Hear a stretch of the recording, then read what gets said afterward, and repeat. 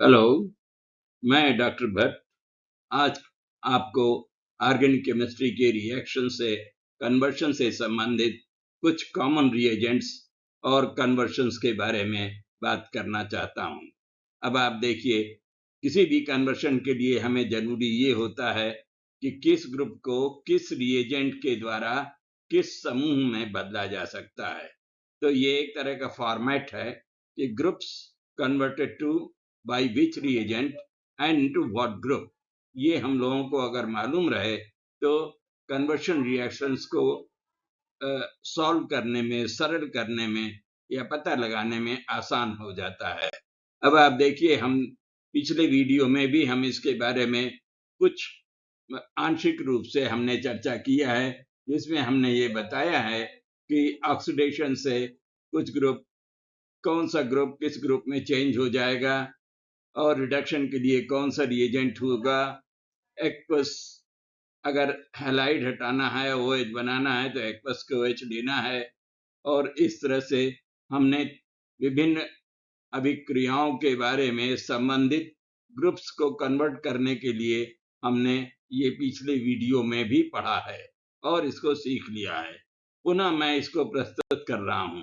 अब इसके आगे कुछ और भी ग्रुप्स हैं जिनको कि हम बदल सकते हैं एक समूह से दूसरे समूह में उचित रिएजेंट को यूज करके। जैसे कोई हैलाइड है तो हमें डबल बॉन्ड बनाना है तो हम अल्कोहलिक यूज करेंगे और इसको एलिमिनेशन या डिहाइड्रो हेलोजनेशन रिएक्शन कहते हैं। मार्कोनिकॉव्स रूल के अनुसार डबल बॉन्ड को सिंगल बॉन्ड में चेंज कर सकते हैं। अगर हैलाइड ग्रुप है तो हम इसको नाइट्राइड में चेंज कर सकते हैं, पोटेशियम साइनाइड कॉपर साइनाइड की उपस्थिति में, और ये स्टेप अप रिएक्शन होगा।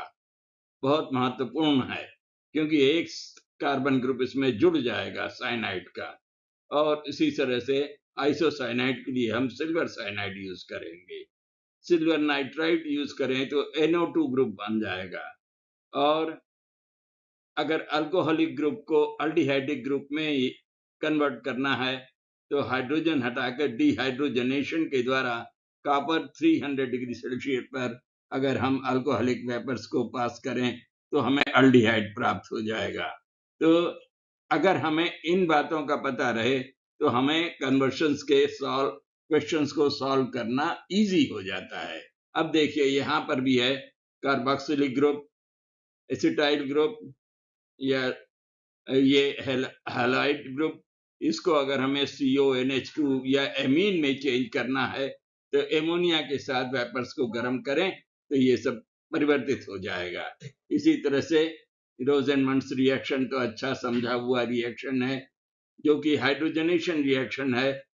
पैलेडियम की उपस्थिति में बेरियम सल्फेट कैटलिस्ट यूज होता है और पैलेडियम यूज होता है। बेरियम सल्फेट तो एक पॉइजन है, कैटलिस्ट की गति को धीमा कर देता है। और एसिटाइल ग्रुप अल्डिहाइडिक ग्रुप में चेंज हो जाता है। इसी प्रकार से लीमेंसन्स रिएक्शन से अगर हम जिंक मरकरी हाइड्रोजन क्लोराइड की उपस्थिति में कन्वर्ट करें तो एक CH3 ग्रुप प्राप्त होता है। और कार्बिलेमीन रिएक्शन तो बहुत ही इंपॉर्टेंट है, जिसमें कोई NH2 ग्रुप को हम आइसोसाइनाइड ग्रुप में चेंज कर सकते हैं, आइसोनाइट्राइड। और इसी प्रकार से एमाइड ग्रुप को ब्रोमीन NaOH में एमीन में चेंज कर देते हैं। This is known as Hofmann's bromamide reaction. बहुत इंपॉर्टेंट है, हम पहले सवाल भी कर चुके हैं इसके। और इस तरह से ये एक स्टेप डाउन रिएक्शन है। इसी तरह से अगर हम एमाइड ग्रुप के वाले कंपाउंड को, ये तो एल्किल ग्रुप है, इसके साथ R लगा हुआ है, P2O5 के ऊपर प्रवाहित करें तो डिहाइड्रेशन हो जाता है, हमें नाइट्राइल ग्रुप बनता है। और इसी तरह से अन्य भी अभिक्रियाएं हैं जिनको अगर हम ध्यान दें तो हम बड़ी आसानी से ये फ्री रेडिकल सब्स्टिट्यूशन या थायोनिल क्लोराइड वगैरह के साथ हम किस ग्रुप के किस ग्रुप में बदल सकते हैं और उस अभिक्रिया को क्या कहते हैं ये हम समझ रहे हैं। जैसे NO2 नाइट्रो ग्रुप है तो इसको रिड्यूस करके हम एमिनो ग्रुप में बदल सकते हैं। ये वुड्स रिएक्शन है ड्राई ईथर में हमें एल्किल ग्रुप बनता है, इथेन बनता है, या कोई भी एल्केन बन जाएगा। उसी तरह से मैग्नीशियम ड्राइईथर में ग्रिग्नॉर्ड रिएजेंट बन जाता है। और इतना ही नहीं, और भी अभिक्रियाएं हैं जो कि हमें ध्यान रखना पड़ेगा, और वो नेम्ड रिएक्शंस हैं। खास खास नेम्ड रिएक्शंस तो यही हैं, लेकिन इसको और भी आगे है जिसको कि हमें धीरे धीरे करके याद करना पड़ेगा। और इन नेम्ड रिएक्शंस के बारे में हम एक एक करके पुनः आपको चर्चा करेंगे, आपसे बात करेंगे, आपको बताएंगे।